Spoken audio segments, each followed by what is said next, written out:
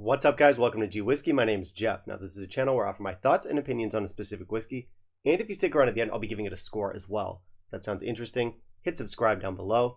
And with that out of the way, why don't we jump into our review? Today, we're looking at the Glendronach 12-year-old. Stick around.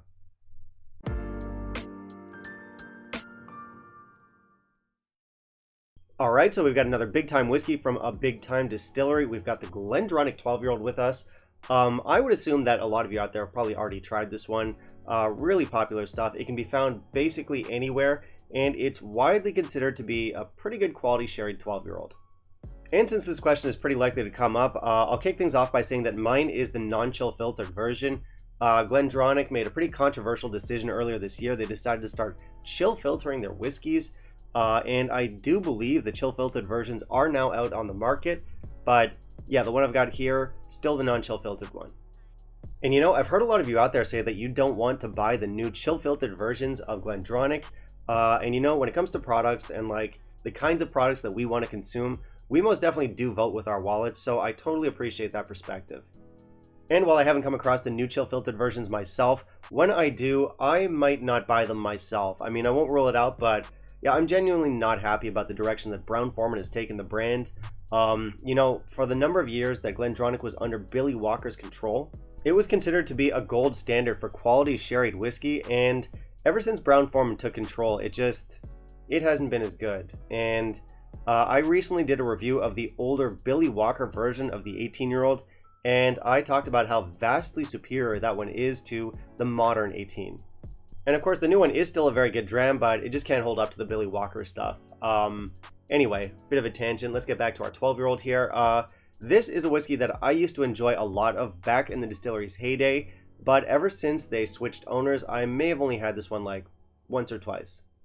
Now, I'll admit it's never been a favorite of mine, but we do have some nice big sherried notes in here.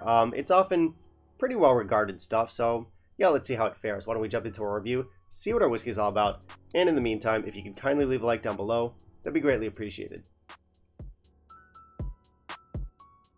So our ABV comes in at 43%. As I mentioned earlier, mine is the non-chill filtered version, and the reason I know that is actually they don't write anything on the label. You do have to check the box. On the box, it's going to say non-chill filtered, and if you don't see those words on the box, you can assume that you have the chill filtered version.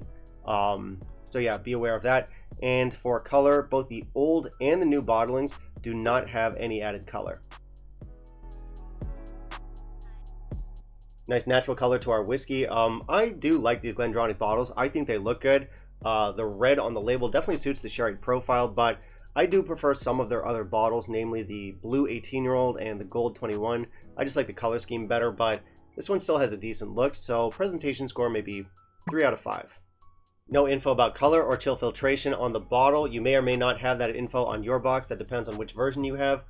We have some tasting notes on the back. We have a little bit of production info on the front. It does tell us matured in both Oloroso and PX casks. So we have a fair amount of information here and a decent look. So I don't usually water 43% whiskeys. Let's try our nose.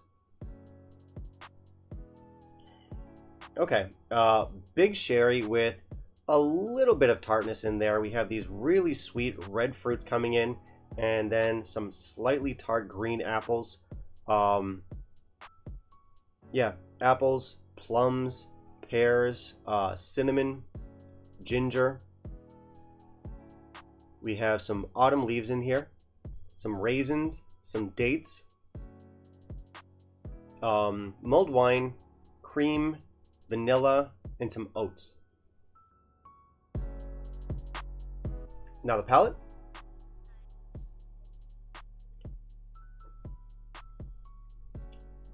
Okay. Nice sweet arrival here with some spices. Quite spicy actually. We have like cinnamon, ginger, a touch of black pepper. We also have notes like chocolate bread, gingerbread, a little bit of mocha, some cinnamon, some cloves, apple strudel, burnt brown sugar, and some oak.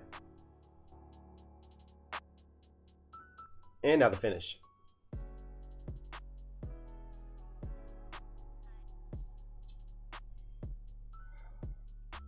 Okay, So our spices get more forward here. Again, big ginger, like fresh ginger, gingerbread, ginger like lozenges. We also have some cinnamon in here and some chili.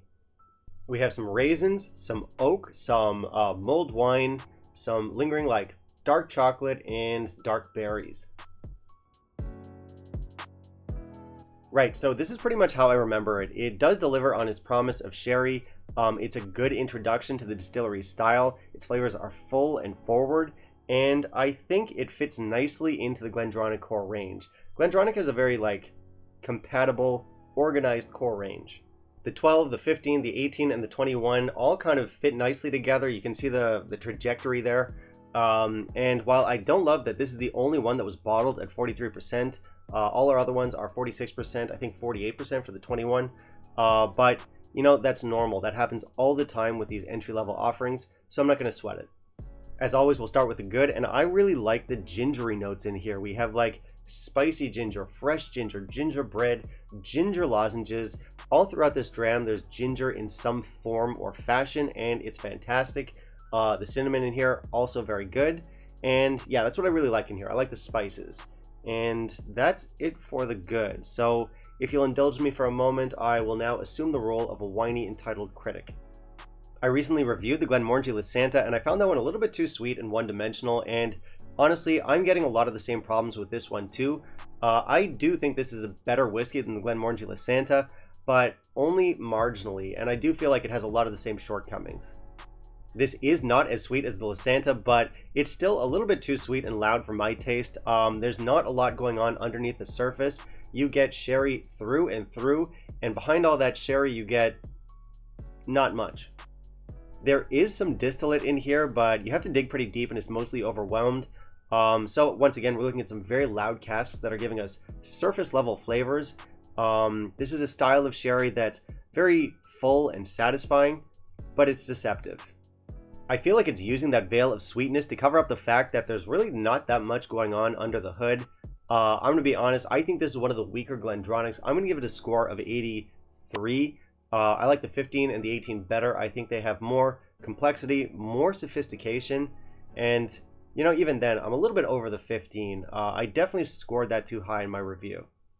And you know, nobody talks about the 8-year-old. The 8-year-old is actually not that bad. It's not a great whiskey, but I do like it better than this. We have, for one, we have 46%. We don't have that overbearing sweetness, and we have more of the distillate talking. As for the 12 here, you know, it's good, it's decent. We have a lot of sherry in here. I think it's a great introduction, but it's a little bit obvious for my taste. Still good though. I'm not gonna lie, I think the value here is decent. It's an entry-level whiskey and it's priced accordingly. Of course, there are gonna be better 12-year-old whiskeys in the same price range out there, but I think if you're new to whiskey, if you're just getting started, this does make a good introduction to the style.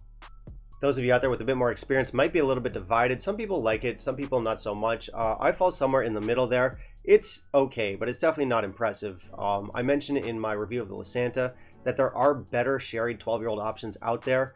That's true of the Lysanta, that's true of this one. I would say, again, Glenallachie 12, good one. Bunnahabhain 12, good one. Even stuff like Glenelgin 12, under the radar gem. There are a few better whiskeys in the same price range that you could pick up, so unless you have a special attachment to Glendronach, I would say skip this one. Alright, that's going to be it for me today, guys. Thank you very much for watching. If you'd like to help support the channel, please consider becoming a patron. Otherwise, like, comment, subscribe, and I do want to hear from you. What are your thoughts on the Glendronach 12-year-old? How do you like it? How do you feel it fits into the core range? Is it good for the money?